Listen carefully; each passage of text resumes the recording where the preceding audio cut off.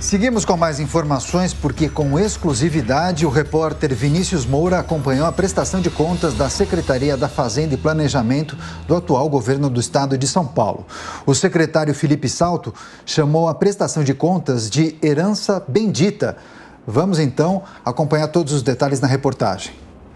É isso, a programação da Jovem Pan acompanhou nesta quinta-feira uma prestação de contas da Secretaria de Fazenda e Planejamento do atual governo de São Paulo, que vai deixar para a próxima gestão, segundo o secretário de Fazenda e Planejamento, Felipe Salto, uma herança bendita. E nós vamos conversar com ele justamente nesse momento para entender o porquê que o senhor utilizou esta expressão para essa próxima gestão.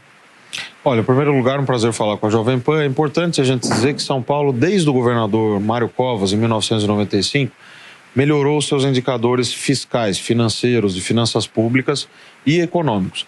Então, de um lado, aumentamos investimentos, como eu mostrei para vocês na coletiva, reduzimos a dívida em relação à receita, que é o principal indicador de solvência de saúde fiscal do Estado, e, ao mesmo tempo, a gente entrega um caixa cheio de recursos.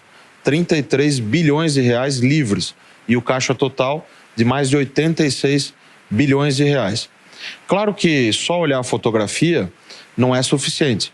A gente precisa ver o que está acontecendo com a evolução dos investimentos, com a evolução da dívida e com a evolução do caixa.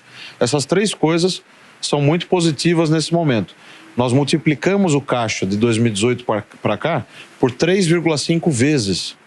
Então é um caixa que dá conta de pagar, por exemplo, 4 folhas salariais inteiras, mensais, se for preciso, né? Não que será preciso, mas se for preciso. É uma reserva importante. A dívida é a menor da série histórica, 112%. Então é uma herança que o governador Rodrigo Garcia e a nossa gestão na Secretaria da Fazenda deixam para o próximo, né? E mais do que isso, os investimentos vão terminar esse ano em mais de 27 bilhões de reais, que é mais do que a própria União está prometendo investir para o ano que vem. E com relação à austeridade fiscal, a preocupação com esse tema, o senhor acha que foi a grande marca desse secretariado?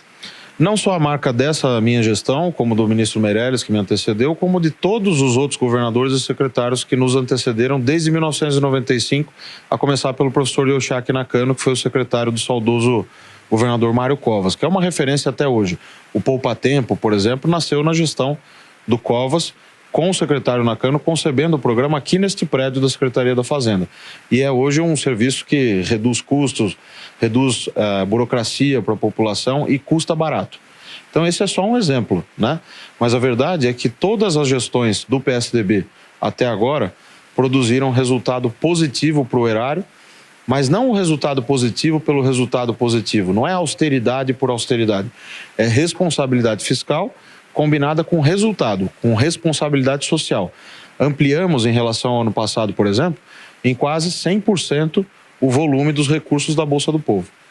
Por falar em responsabilidade fiscal, como é que o senhor tem visto essa aprovação da PEC da transição, agora já falando em termos nacionais, como é que isso vai impactar economicamente?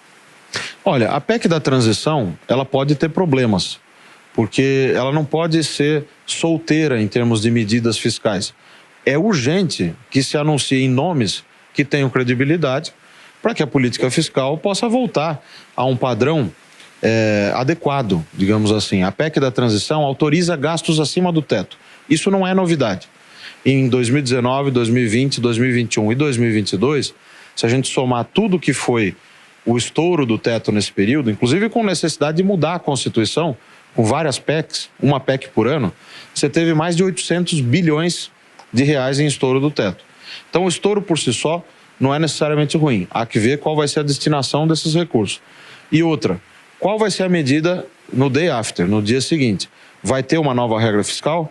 O teto vai voltar ao que era em 2016? Nós vamos ter outros tipos de limitações? Há um grande ponto de interrogação para essas perguntas, um grande vazio que não foi preenchido por nada ainda.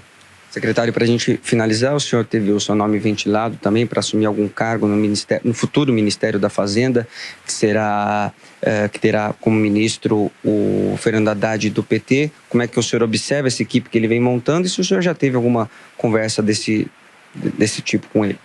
Eu acho o ministro Fernando Haddad extremamente qualificado, tanto do ponto de vista acadêmico, pela trajetória que ele tem, quanto pelo track record, pelo histórico dele na Prefeitura de São Paulo, por exemplo, que ele entregou uma dívida muito mais baixa, a Prefeitura saneada, né? Antes a situação era bem pior, conseguiu renegociar a dívida. Então, são indicadores, né, que quando a gente olha para a experiência, para o passado de quem agora vai comandar a pasta da Fazenda, né, que vai ser desmembrada provavelmente do Ministério da Economia, são positivos.